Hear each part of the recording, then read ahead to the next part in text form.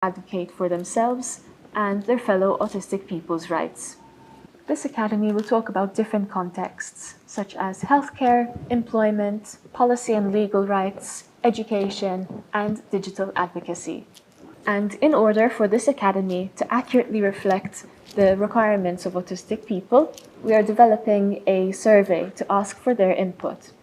This will be open to officially diagnosed as well as self-identified or self-diagnosed autistic people who live in the EU. Participants can choose between a survey and an interview to participate in the research process.